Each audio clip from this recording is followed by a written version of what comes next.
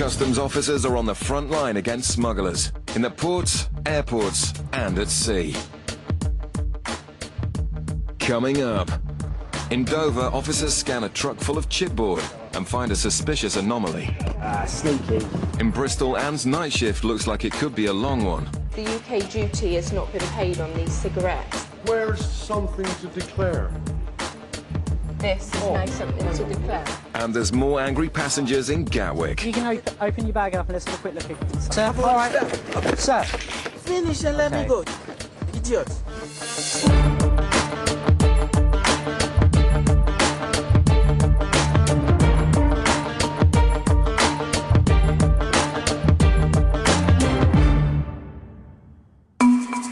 In Bristol, early morning flights are being targeted by customs officers, clamping down on passengers attempting to profit from cheap and illegal tobacco from outside the EU. Colleagues at the back are having a look, see if they can pick out any cigarettes or tobacco, possibly drugs as well. I'll stop whoever needs to be stopped.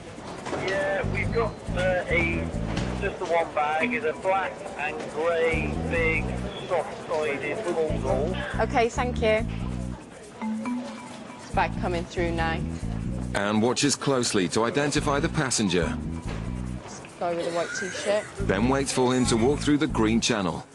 If he has cigarettes, it's at this point an offence has been committed. Are you aware of the allowances of what you are actually allowed to bring back from Turkey with regards to cigarettes and tobacco? No. OK. Did you purchase any tobacco, cigarettes, alcohol? Who are they for? Are they... For me and the wife. Right. I don't tell them. Yeah. And we just went by what they told us. They say they've been given false information in Turkey.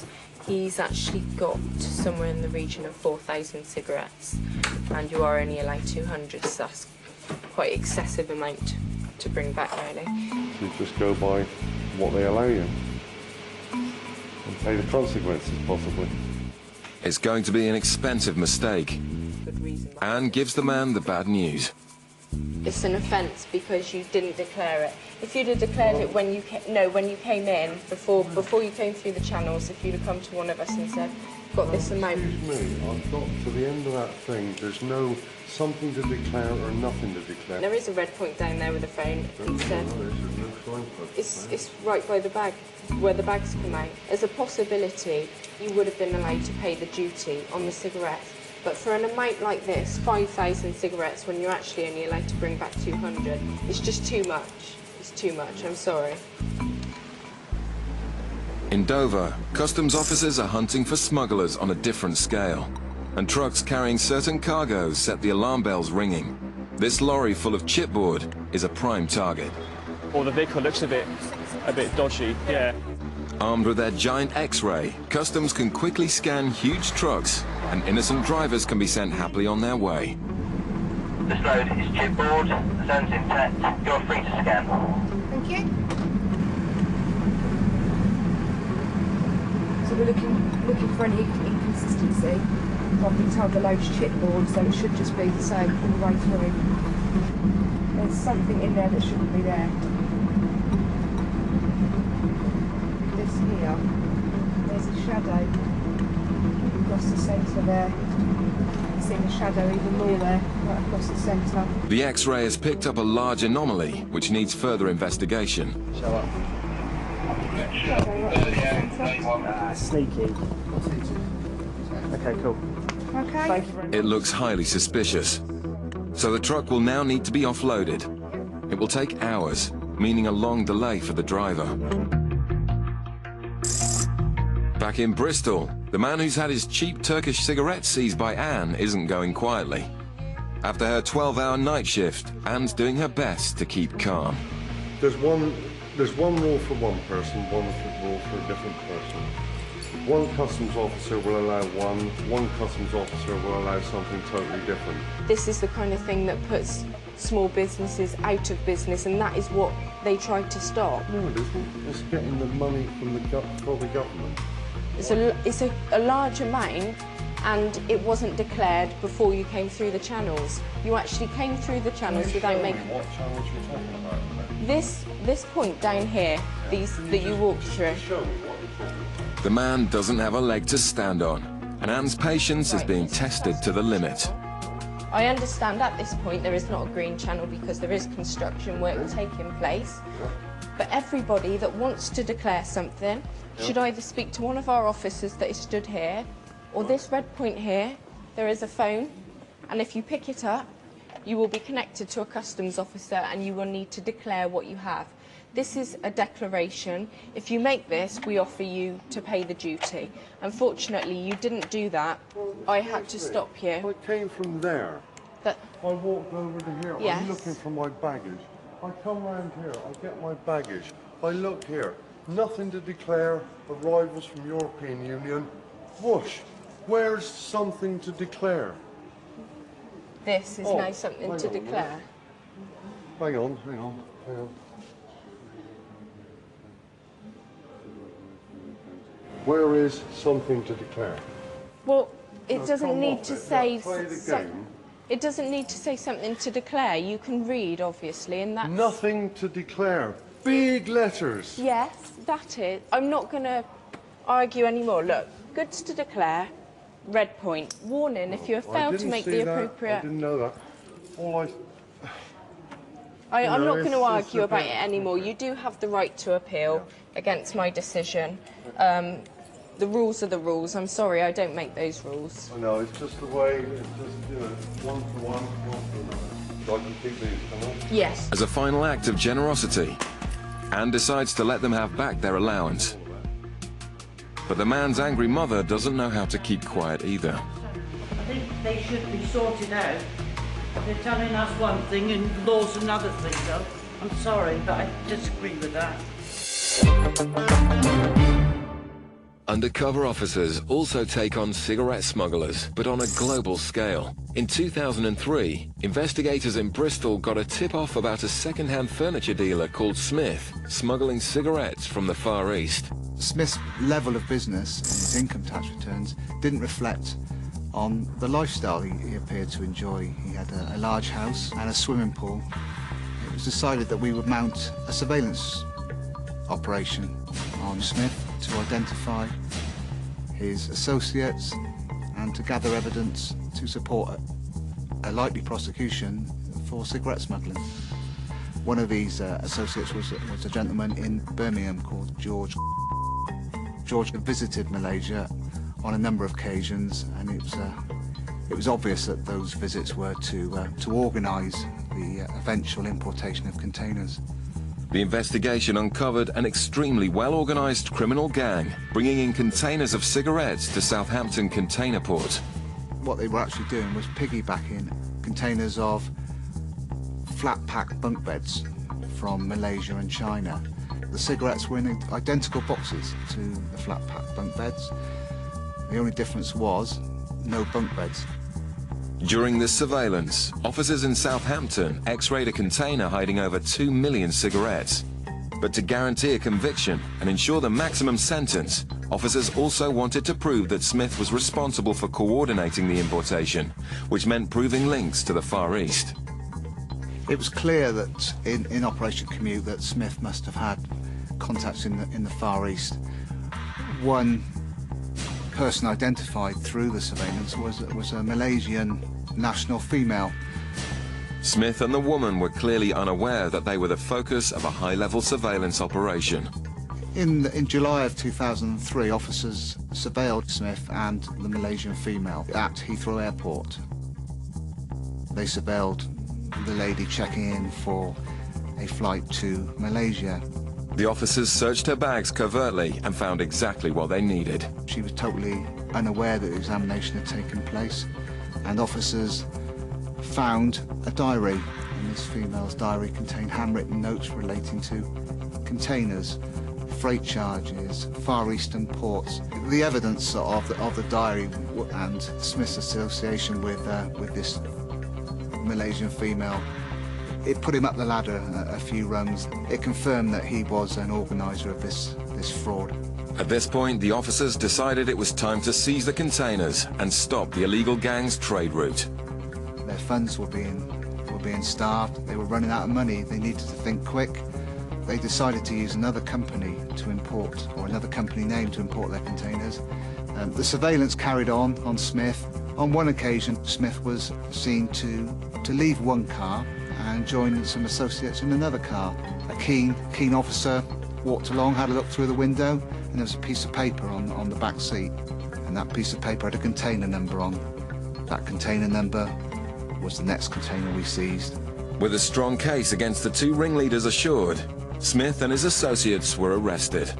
He had actually successfully, with George, imported 10 containers. With the help of our detection colleagues in Southampton, we seized 11 containers that contained 25 million cigarettes. The total revenue evaded was around about £9 million.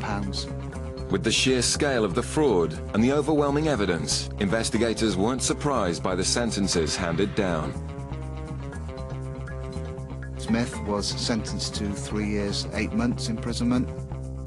George received a prison sentence of 3 years and 11 months.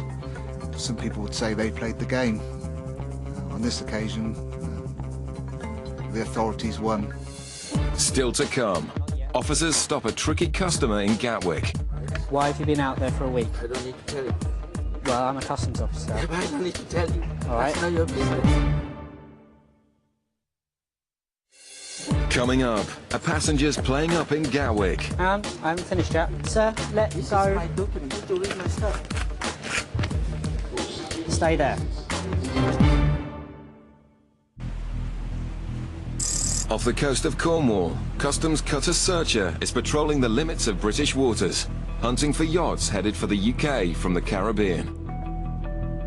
Right, we'll just leave St Mary's, the Scilly Isles, and we're going out to the west. And we're doing what we call a deep sea sweep. We're looking for anything that's out there, small commercial ships, yachts, fishing vessels, and we'll go and have a look at them, and within a 12-mile limit we'll board them and see what they're up to. The Atlantic is increasingly dangerous at this time of year, but smugglers are prepared to risk their lives in the hope of sneaking drugs into the UK undetected. Territorial waters, we've got the power to board any vessel and ask people questions of where they've come from and search the vessels. Colin uses a powerful radar to scan the ocean for yachts. It tells us there's a target there, and that allows us to watch his course and speed, see where he's going, which direction he's going for a start. And then we'll go and actually have a look at him. It's nice to find things, because it gives the guys a buzz. That's what you're here for in the first place. But today there's nothing around but a vast ocean. And it's easy to see why the cutter crews are the most sought-after jobs in customs. Beautiful, aren't they? And that was the game you used to do. You could see how close you get to the basket shark. The chipboard truck with a suspicious X-ray is now in the search bay. The German driver is questioned, while Michael tries to uncover anything stashed inside the load. Well, it's a load of chipboard, so what we've done is we drilled in 2 holes towards the back. As I drilled through, it kind of went down about that deep, and then just gave way.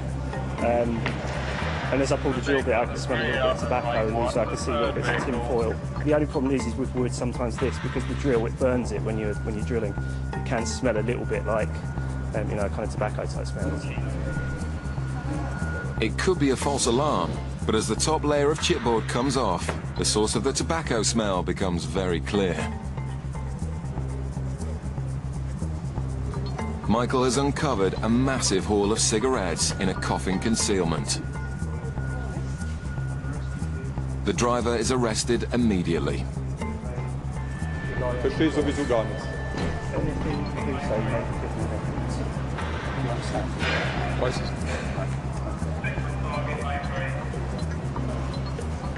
Well, there's a large quantity of tobacco, marbled cigarettes. I'm guessing there's some other bits and pieces in boxes and stuff, but we'll find out in a bit. Well, the chipboard load's quite normal, it's quite common. But as you can see, it's easy to conceal items within it, because it's only cheap wood, it's a cheap load, they can get rid of it quite easily, and they can cut holes in it. While the driver's questioned to see if he's involved, the officers need to count up the cigarettes.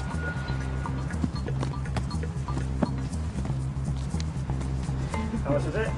160,000 in there, in the boxes, and Yeah. 160,800 on the pallet. So in total it's 320,800. Just one. So it sounds like 6. In all, nearly 2 million cigarettes.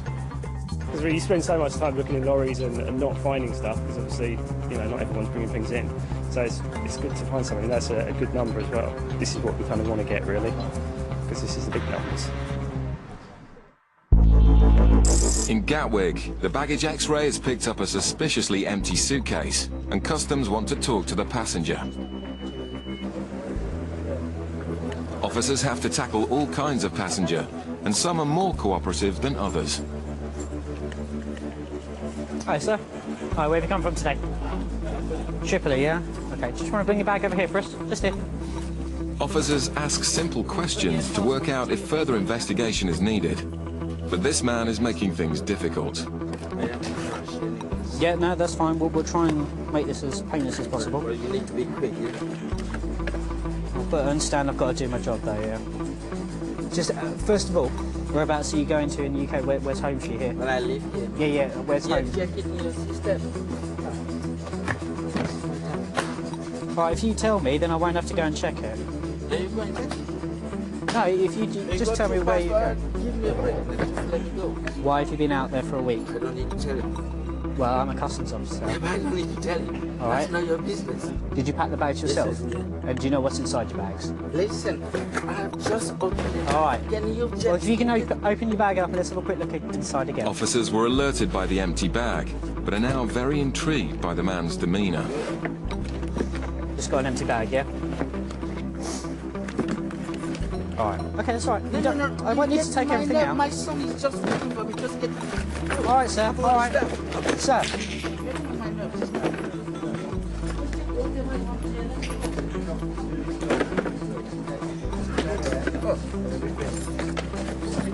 All right, you leave me to this, all right, and I'll finish, and then you can be on your way, all right? Just let me do my job. Finish and let me go, idiot. How much money have you got there? You can count it. It is your money. No, it's your money, so, Yeah, you tell me how much you got. What that have to do with you? Sorry? What does that have to do with you? I just would like to know how much you've got there. I don't need to tell you. All right, fair enough. Unless the man starts to cooperate, this baggage search could take quite some time. Searchers' deep-sea sweep has so far been a washout. Well, I'm heading back in for St Mary's now. Unfortunately, there wasn't very much out there today at all. We've searched quite a big area, but all we've found is lots and lots of dolphins. But heading back in, the radar picks up a target. This is the target here, this chap here. The yacht appears to be coming from the Canaries, a frequent transit point for drugs from Africa and the Caribbean. In this neck of the woods, but mostly where these vessels come from into this area, I'd suspect that if there's anything there, it would be drugs. And it's possible it'd be quite well hidden aboard the yacht as well. Officers boarding vessels at sea never know what they might face. The drugs trade is worth billions, and smugglers are willing to protect their goods with force. Smugglers also try hard not to stand out from the crowd, so even the most innocent-looking boat needs to be treated with suspicion.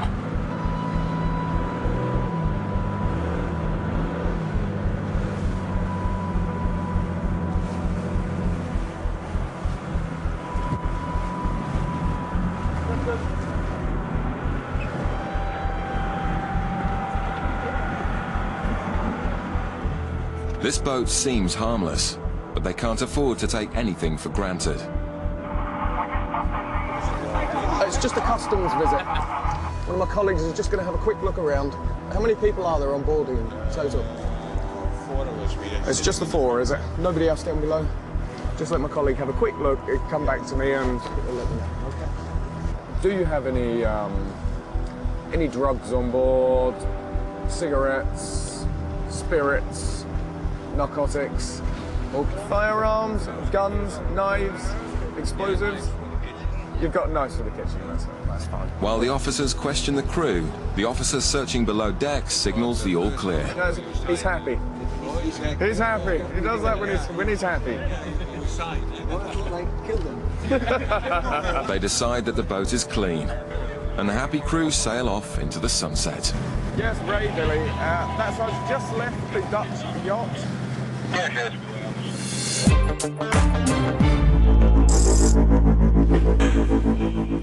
But back in Gatwick, it's not such plain sailing. I haven't finished yet. It's alright. Sir, let This go. is my document. That's how much. Yeah. So I need to have a look at that. No. Right. This is my document. This is special. That's special, is it? Yeah. Right, I need to have a quick look. No. This is my document. That's special. Don't need to come look at this. Anything you have in your baggage, sir, is liable for me to have a look at.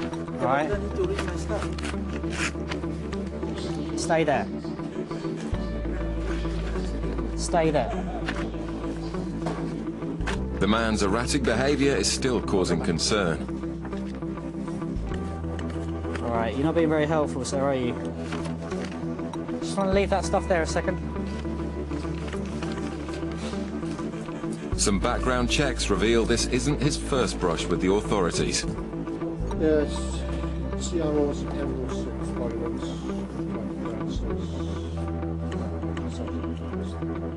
Fits in.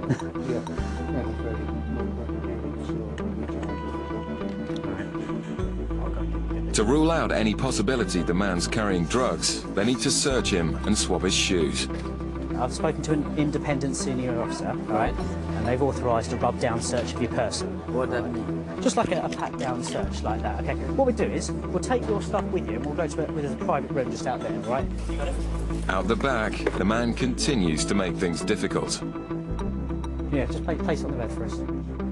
That's right, just place it on the bed and you can see it when it's there. I'd rather you just place it on the bed. Sir, please. You can see. I'd rather you just place it on the bed. Do a swab of them. Thanks.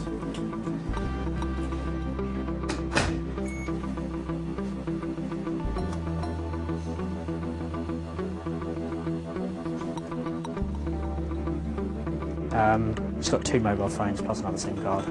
But again, nothing on the shoes, so there's no other reason to hold them. So, alright. In the end, it was all a lot of fuss about nothing. The smallest reason someone can just kick off, and he just threw his dummy out of the pram and just chucked everything around, and that was about as much as he could do. You know in those first couple of seconds if it's going to be worth it or not. With him, and it was definitely worth taking further, just to see what his story was, really. The driver of the chipboard truck was released on bail, while investigations into who's responsible for the 2 million cigarettes continue.